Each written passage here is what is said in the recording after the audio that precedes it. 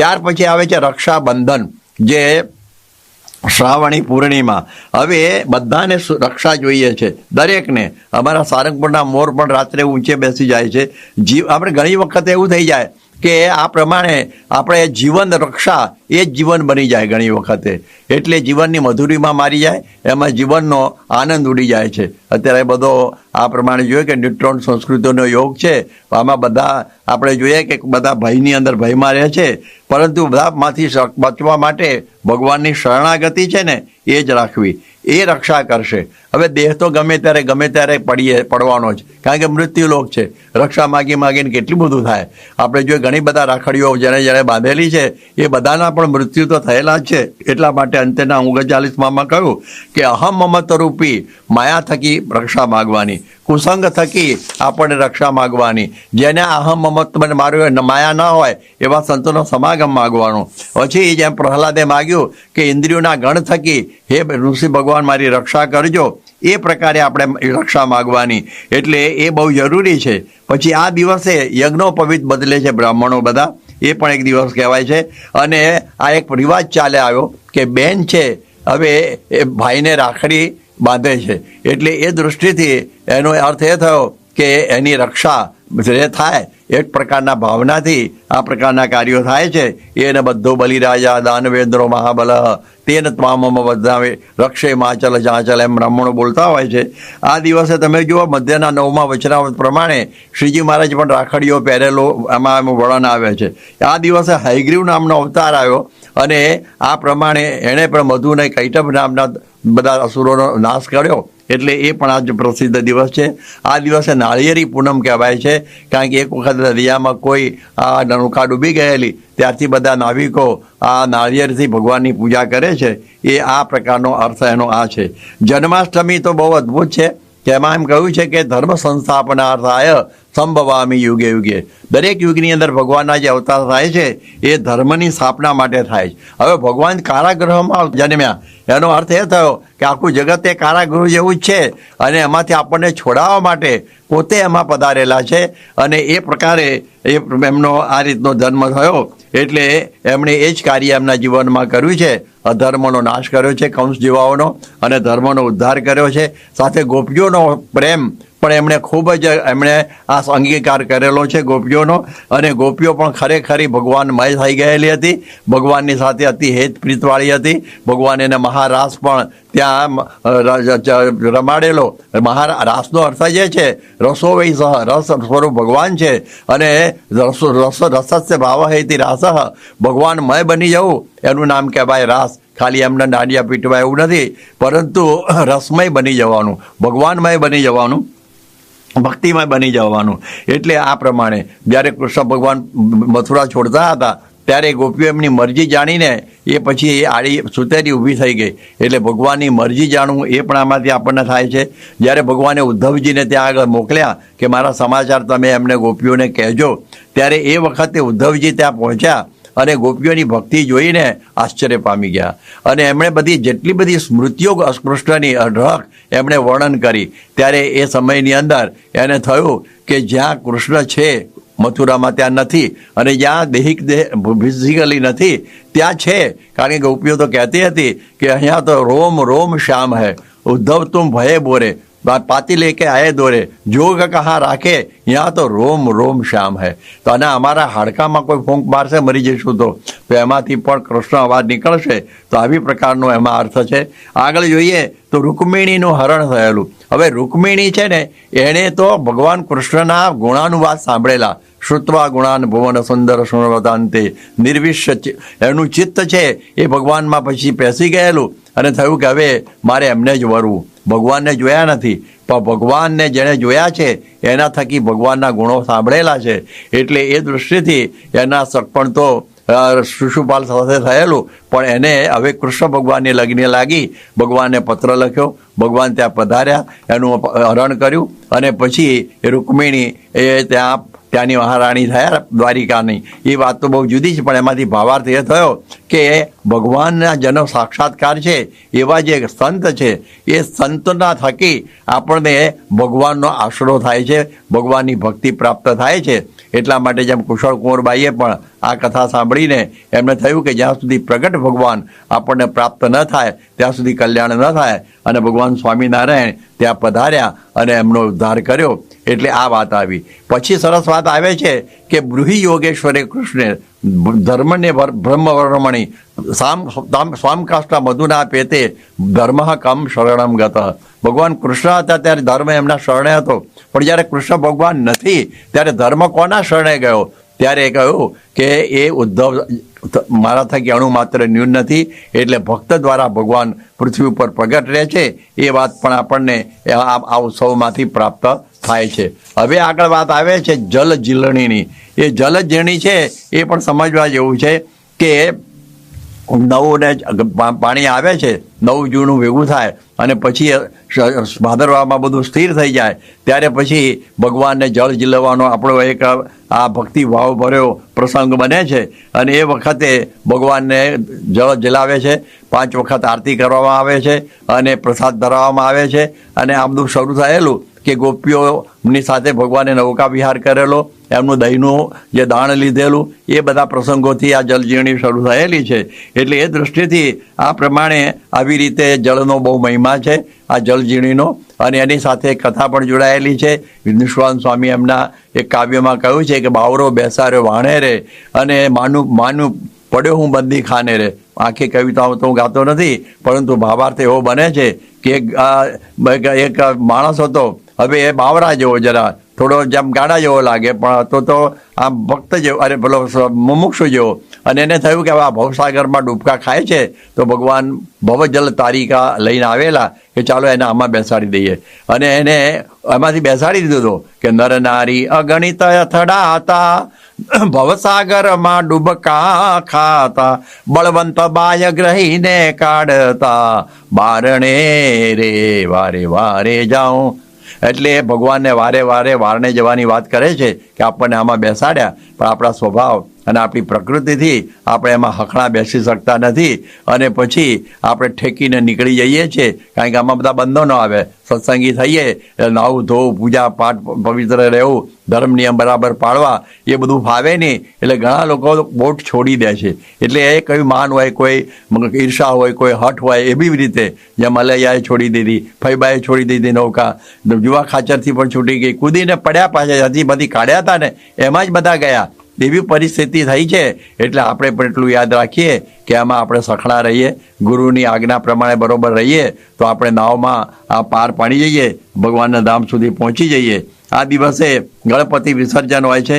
ગણપતિનું મોટું પેટ એટલે માન અપમાન બધું ગળી જાય, મોટું માથું એટલે વિશાળ બુદ્ધિ, અને ઝીણી આંખો એટલે સૂક્ષ્મ દ્રષ્ટિ, અને સૂંઢ એમાંથી દૂરવાસનાને સૂંઘીને દૂર થાય એવી દૂર કરવી, એવું ગણપતિ નું સ્વરૂપ છે. એ પછી એનું પૂજન કરીને આજે એનું વિસર્જન થાય છે. આ એકાદશીને પરિવર્તિની એકાદશી કહેવાય છે. એટલે એનો અર્થ એ છે કે આપણે બદલવાનું છે. પણ મેન ઇઝ કન્ડિશન. માણસને બદલવું ગમતું નથી, પણ આપણે જો બદલીએ તો જો જોબન પગીમાંથી કેવો ભક્ત બન્યો, હીરો પખી કેવો બન્યો. એટલે બદલાવનાર કોક જોઈએ. તો જેને આવા ગુરુ મળ્યા છે એનું જીવન બદલાય છે. એટલા માટે આ છે. આપણે તો વર્ષમાં એક જ વાર જીવન પરિવર્તિની એકાદશી આવે, પરંતુ આપણે જોઈએ ને કે આપણી ગુરુ પરંપરાએ મહંત સ્વામી સુધીની આખી જિંદગી આ બધાનું પરિવર્તન કરવાનું જ કાર્ય કર્યું છે. અને એ જ કરે છે કે આદિવાસીથી માંડીને ઠેઠ વિદેશ સુધીની. એટલા માટે એ સમજવાની આ વાત આમાં આવે છે. વામન દ્વાદશીની વાત તો મેં હમણાં જ કરી દીધી. એટલે વામન ભગવાનનો જે અવતાર થયો અને મહારાજે એના માટે રણછોડજી ત્રિકમજીની મૂર્તિ પછી ત્યાં પધરાવી છે જુનાગઢની અંદર. આ આપણું જે સોરઠ થળી છે એ જ વામન સ્થળી, ત્યાં પણ વામનજીની એક મૂર્તિ છે. ત્યાર પછી નવરાત્રિ આવે છે. આ નવરાત્રિ છે એમાં એવું બનેલું કે એક વખતે અરુણાચલમમાં જ્યારે પાર્વતીજી તપ કરતા હતા, એમનું રૂપ જોઈને મહિષાસુર નામનો અસુર એને પરણવા માટે ગયો. એટલે એ ગુસ્સે થયા અને દુર્ગા સ્વરૂપ ધારણ કર્યું, 18 હાથમાં હથિયારો લઈ 7-9 દિવસ યુદ્ધ કરી અને એ મહિષાસુરનો નાશ કર્યો. એટલે મહિષાસુર મર્દિની કહેવાયા. એટલે આ શક્તિથી આ અસુરનો નાશ થયો. મહિષ એટલે પાડો, એટલે પાડા જેવી આપણી વૃત્તિઓ બધી હરાઈ છે, હરાડી અને એને આપણે જીતવા માટે એ કારણ કે લગામ નથી, સંયમ નથી, આપણામાં શક્તિ જોઈએ. એટલે ભગવાનની શક્તિ, એના દ્વારા આપણે સંયમ મેળવવાનો અને એ શક્તિ, આ ભગવાનની શક્તિ આપણને ગુરુ થકી પ્રાપ્ત થાય છે અને આપણે આ પ્રમાણે માયા સામે આ વિજય પ્રાપ્ત કરી શકીએ છીએ. આ નવરાત્રિનો આ સમય છે, એનો મર્મ છે. એ નવરાત્રિ એટલે પછી વિજયાદશમી એટલે એ જ કે મહિષાસુર ઉપર મહિષાસુર મર્દિનીએ વિજય પ્રાપ્ત કર્યો, એટલે વૃત્તિઓ ઉપર વિજય પ્રાપ્ત કરીએ એ વિજયાદશમી છે. એટલે આ સમજવાનું. એટલે આ દિવસે આજે આ કુબેરે કૌત્સને દાન પૈસા આપવા માટે સમીના વૃક્ષ ઉપર 14 કરોડ સોના મોરો નાખેલી, એટલે લોકો સમી પૂજન કરે છે. આ દિવસે બધા શુભ કાર્યો પણ થાય છે, રાવણ દહન થાય છે. આજે જોઈએ કે ઘોડા બધા દોડાવે છે અને આ પ્રમાણે આપણે પણ સમજવાનું કે દશેરાના દિવસ આપણું ઘોડું ના બેસી જાય, આપણા નિયમમાં ચૂક ના થઈ જાય, એટલા પણ આપણે ખ્યાલ રાખવો. એટલે વાસના ઉપર વિજય છે, એ જ ખરેખર આ વિજય છે. કહેવાય છે કૃષ્ણમ હિ શાસ્ત્રમ ઇન્દ્રિય જય. બધા શાસ્ત્રોનો સાર એ છે કે ઇન્દ્રિયો ઉપર વિજય પ્રાપ્ત કરવો, એ આનો મર્મ થયો. હવે આવે છે આપણી શરદ પૂર્ણિમા. શરદ પૂર્ણિમા હવે એ દિવસે જેમ કહે છે ને, લક્ષ્મીજી હાથમાં દીવો લઈને નીકળ્યા કે કોજાગરતી, જે જાગે એને મારે ધન આપવું. એટલે કોજાગરી ઉપરથી કોજાગરી શબ્દ પડ્યો અને આને કોજાગરી પૂર્ણિમા એવું નામ પણ કહેવાય છે. એટલે આપણે પ્રતિક્ષણ જાગૃતિ રાખવી પડે. જો જાણપણું ચૂકી જઈએ ને તો આપણે ઘણું નુકસાન કરીએ. વિશ્વામિત્ર પાસે બેનકા આવી, એ જાગૃતિ જતી રહી અને એમાંથી મુશ્કેલી ઊભી થઈ ગઈ. એટલા માટે અખંડ જાણપણું રાખવું. આપણે જોઈએ કે પ્રમુખ સ્વામી મહારાજ, આજે મહંત સ્વામી મહારાજ, આપણી પરંપરા આગળની, એ પણ આ દીવો લઈને બધી જગ્યાએ ફરે છે, કોજાગરતી આ ભગવાન રૂપી ધન લઈને. અને જે ખરેખર જાગૃત છે એને આ પ્રમાણે ભગવાન રૂપી ધન પ્રાપ્ત થાય છે. જો જાગત હૈ સો ફાવત હૈ, જો સોવત હૈ સો ખોવત હૈ. એટલે આપણે ધર્મ નિયમની અંદર જાગૃતિ, ભગવાનમાં મનુષ્ય ભાવના અને ગુરુમાં મનુષ્ય ભાવ ન આવી જાય એ જાગૃતિ, આ બધી જાગૃતિ આપણે રાખવાની છે. તો પછી આપણા ઉપર રાજીપો થઈ જાય. એટલે આ વાત આમાં આ સમજવી. આ દિવસે મહારાસ પણ કરેલો ભગવાન સ્વામિનારાયણે અને પંચાળાની અંદર, એ પણ એક આપણને સ્મૃતિ છે. અક્ષર બ્રહ્મનું પ્રાગટ્ય આ દિવસે થયેલું. અક્ષર બ્રહ્મ પ્રગટ થયું તો કેટલા બધા ફાયદા થયા. સ્વામિનારાયણ ભગવાને આ પ્રમાણે પોતે તો પ્રાગટ્ય કર્યું પોતાનું, પણ કહ્યું કે મારા ધામની અંદર અક્ષરરૂપ થયા વગર તો અવાશે નહીં. એટલા માટે સાક્ષાત અક્ષરને લાવ્યા અને ઉત્તમ નિર્વિકલ્પ નિશ્ચય મારો આ છે કે જે અક્ષરના એક રૂવાના દિવસે અનંત કોટી બ્રહ્માંડ અણુઓની પેઠે ઉડતા ભરે છે, એવું ધામરૂપ અક્ષર એ રૂપે થયો થકો મારી ઉપાસના કરે એને ઉત્તમ નિર્વિકલ્પ નિશ્ચય કહેવાય. તો આ નિશ્ચય કરાવવા માટે પણ અક્ષરની જરૂર. આપણે જોઈએ કે શિક્ષાપત્રીનો ને સત્સંગ દીક્ષાનો 116મો શ્લોક છે, એ સિદ્ધ કરવા માટે કે નિજાત્માનમ બ્રહ્મરૂપમ, એટલે બ્રહ્મરૂપ થઈને પરબ્રહ્મની ભક્તિ કરવા માટે પણ અક્ષર જોઈએ. એટલે આવા અનંત કારણો અક્ષરની અંદર રહેલા છે. એટલે મહારાજ પોતાની સાથે લાવ્યા. પુરુષોત્તમનું સ્વરૂપ સમજાય એનાથી, પુરુષોત્તમનો જેવો છે એવો મહિમા આપણે એમાંથી જાણી શકીએ. એટલા માટે અક્ષરની જરૂર. બીજું પગલું અક્ષરધામમાં મૂકવા માટે પણ અક્ષરની જરૂર. એટલે એ પ્રમાણે જે 4 તત્વોમાંથી આ 5 તત્વોમાંથી આ ચોથું તત્વ એ અક્ષર બ્રહ્મ એ અતિ મહત્વનું છે. અને એ આજે પ્રગટ થયા. ઉગ્યો પ્રફુલ્લ અમી વર્ષણ ચંદ્ર આજ. આ ચંદ્ર જે ગુણાતીત રૂપી ચંદ્ર આજે પ્રગટ થયો, જાણે ઉગ્યો છે ત્યારથી આથમ્યો જ નથી. એ આથમ્યો જ નથી, એના સ્વરૂપો બધા રૂપો બદલાયા છે. આજે મહંત સ્વામી રૂપે આજે પ્રકાશી રહ્યો છે. એટલા માટે ધન્ય ધન્ય શરદ પૂનમનો દન એવું આપણે બોલીએ છીએ. અને હવે આવે છે આ ચાતુર્માસની અંદર દીપોત્સવી પર્વ. હવે દીપોત્સવી પર્વ છે એ રમા એકાદશીથી થાય છે.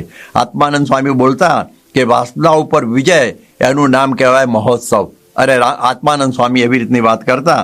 એટલા માટે આજે એકાદશીના દિવસે આવી રીતે આપણે આ બધું જે બધી ઇન્દ્રિયોનો આ નિગ્રહ કરવાનો હોય છે એટલે બહુ જરૂરી છે. એટલે આ એકાદશીનો મહિમા ઘણો બધો છે.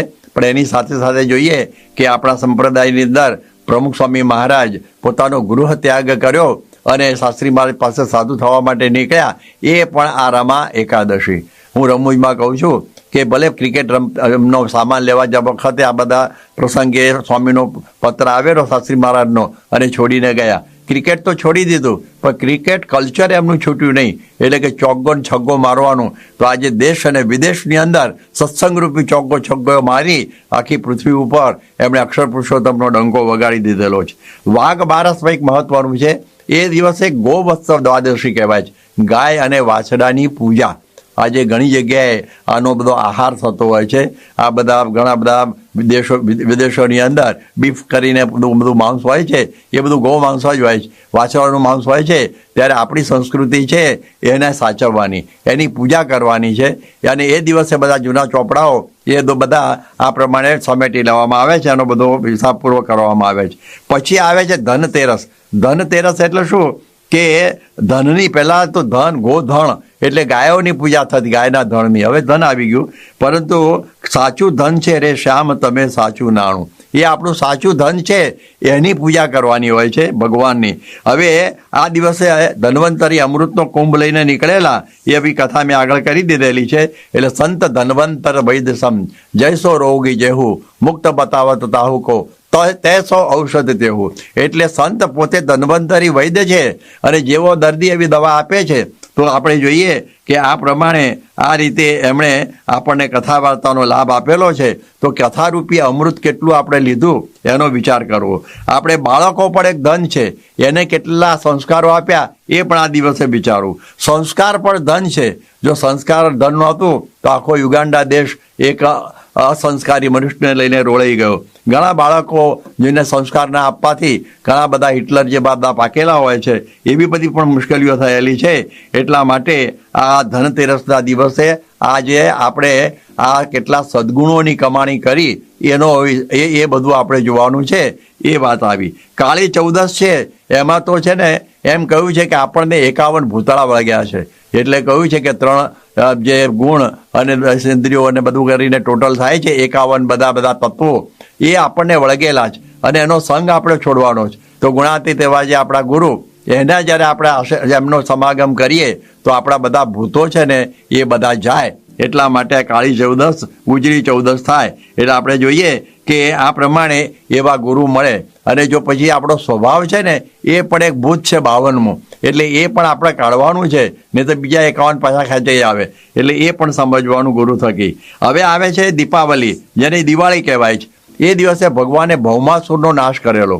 ભૌમાસુર અદિતિ માતાના કુંડળ ચોરીને જતો રહેલો અને એ વખતે પછી આ પ્રમાણે દેવોએ પ્રાર્થના કરી એટલે ભગવાન હવે એના ત્યાં જઈને પ્રાગ જ્યોતિષપુરમાં એનો નાશ કર્યો. અને આ પ્રમાણે એની પાસે બધી 16,000 જેટલી બધી ઉત્તમમાં ઉત્તમ સ્ત્રીઓ હતી. એની સાથે ભગવાને એમના આ પ્રમાણે સંકલ્પ પ્રમાણે એમનું લગ્ન કર્યું. એટલે એ દિવસ પૃથ્વીરાજા એમણે પૃથ્વીનું દોહન કરીને રસકસ કાઢ્યા. કારણ કે આગળનો રાજા બહુ અધર્મી થયેલો, એટલે પૃથ્વીએ રસકસ છુપાવી દીધેલા, એટલે આપણને મળ્યા. સમુદ્રમાંથી આ દિવસે લક્ષ્મીજી નીકળ્યા.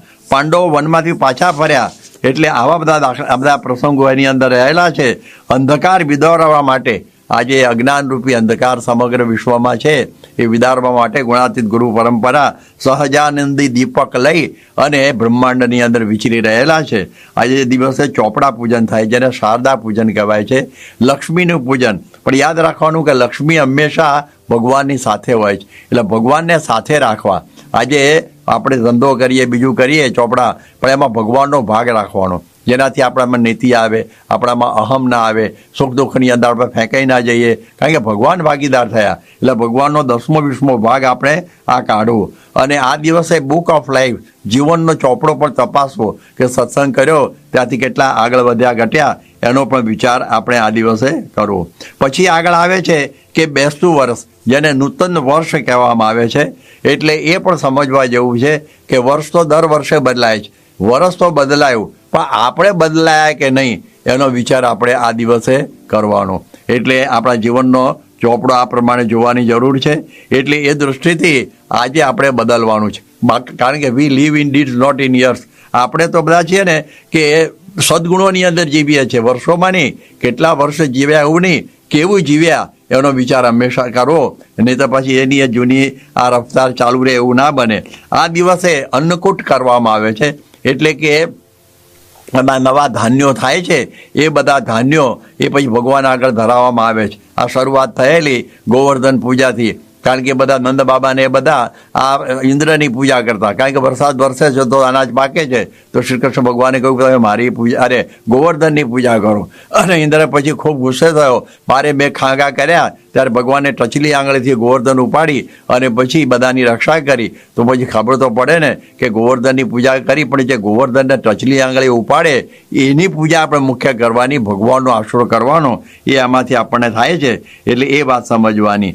એટલે આ સ્વામી એક વખત 1/11/79 દિવસે લંડનમાં વાત કરેલી કે ભગવાને કરતા સાકાર, સર્વોપરી અને પ્રગટ સમજવા, કે છપૈયામાં પ્રગટ્યા અને પછી ગઢડામાં ધામમાં ગયા એમ નહીં, પણ ગુણાતીત સંત દ્વારા અખંડ પ્રગટ અને પ્રગટ છે એ આપણે સમજવું.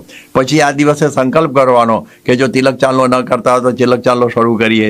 પછી આ અભાવ ગુણમાં પડીએ નહીં, સમસુરત ભાવ રાખીએ, વચનામૃતાદિ ભાવની વાતો વગેરે ગ્રંથોનું વાંચન કરવાનું રાખીએ, ગુરુમાં નિર્દોષ બુદ્ધિ ખંડિત ન થાય એનો આપણે પણ સંકલ્પ કરીએ. પછી આવે છે લાભ પાંચમ. એ લાભ પાંચમ છે એ લાભસ્તેષામ જયસ્તેષામ કુતસ્તેષામ પરાજય. જેને આ ભગવાન મળ્યા એને તો લાભ જ છે. એટલા માટે સજની આરે ટાણું છે અમૃત લાભનું, ફેર ન મળે એવું બીજના ઝબકારા જેવું, મોતી પરોવી લેવું સત્સંગ કીજીએ. કે આવો સત્સંગ કરવાનો, કે જેટલા ગિરનારની અંદર વૃક્ષો છે એ બધા કલ્પ વૃક્ષો હોય, જેટલા પથ્થર છે એ બધી ચિંતામણી હોય, એ બધું બાળીને પણ આ સમાગમ કરવો, એટલે કેટલો મોટો લાભ. એટલે મોટો લાભ આપણે આમાંથી લેવાનો છે. તો આપણા તો બહુ મોટા ભાગ્ય છે, લાભ છે કે આપણને સંત મળ્યા, ભગવંત મળ્યા, મારા જન્મો જન્મના પુણ્ય ફળ્યા. એટલે આપણા ભાગ્યનો કોઈ પાર નથી, રાગપણું જતું રહ્યું, આપણે આનંદમાં રહેવું. અને હવે છેલ્લે આવે છે દેવ દિવાળી. આ દેવ દિવાળી એ ચાતુર્માસની ત્યારે સમાપ્તિ થાય છે. આ ચાતુર્માસની સમાપ્તિ થાય, આપણે એમ સમજીએ કે હાશ આ વ્રતમાંથી છૂટ્યા તો પછી કોઈ દિવસે ભગવાન પ્રગટ નહીં થાય. દેવ પ્રબોધ ક્યારે થાય કે આપણે આ રીતે વ્યવસ્થિત રીતે નિયમ ધર્મ પાડીને આ જે ચાતુર્માસના નિયમો બરોબર ધાર પાડ્યા હોય તો પછી એ ભગવાન આપણામાં પ્રગટ થાય. એટલા માટે દેવ તો દર વર્ષે પ્રબોધ થાય છે, પણ આપણામાં દેવ પ્રબોધ થવો જોઈએ. એટલે 4 મહિના વ્રત નિયમ દ્રઢતાપૂર્વક પાળે એના અંતરમાં દેવ પ્રબોધ થાય છે.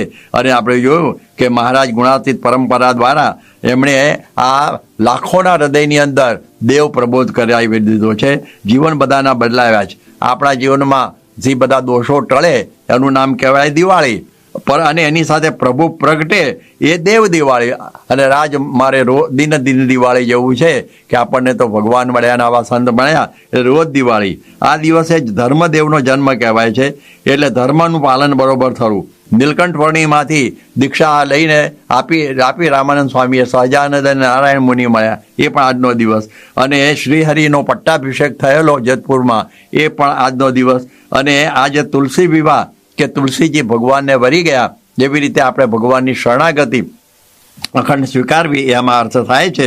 અને આ દિવસે આજે કાર્તિક શુક્લ એકાદશીએ પ્રમુખ સ્વામી મહારાજને આંબલીવાળી પોળની અંદર બાબુભાઈના કોઠારીના ઘરે શાસ્ત્રીજી મહારાજે દીક્ષા આપીને શાંતિ ભગત નામ પાડેલું. એટલે આવા બધા ઉત્સવો આની અંદર વણાયેલા છે. એટલે આ જે ચાતુર્માસ છે એ આંતર જાગૃતિનું પર્વ છે. એની અંદર આવા બધા વ્રતો સમાવેલા છે. તો એની અંદર આપણે બરોબર જાગૃત રહી અને આ બધા નિયમ ધર્મ પ્રમાણે આપણું જીવન આપણે બરાબર બનાવીએ અને ગુરુહરિને આપણે મન કર્મ વચને રાજી કરી લઈએ, પ્રસન્ન કરી લઈએ. તો આ ચાતુર્માસનું પર્વ છે એ આંતર જાગૃતિ પર્વ બની જાય. અંતરની અંદર ભગવાન જાગૃત થઈ જાય, દેવનો પ્રબોધ થઈ જાય. એટલે આ પ્રમાણે આપણે આ પ્રકારે આ જે ચાતુર્માસના વ્રતને આપણે સારી રીતે જીવનની અંદર આ બરાબર સારી રીતે ઉતારીએ અને એ પ્રમાણે ભગવાનનું જો પ્રબોધ ભગવાનને આપણામાં પ્રગટ કરી રાખીએ ગુરુ કૃપાથી, ગુરુના સમાગમથી. એ જ પ્રાર્થના. સ્વામિનારાયણ ભગવાનની જય.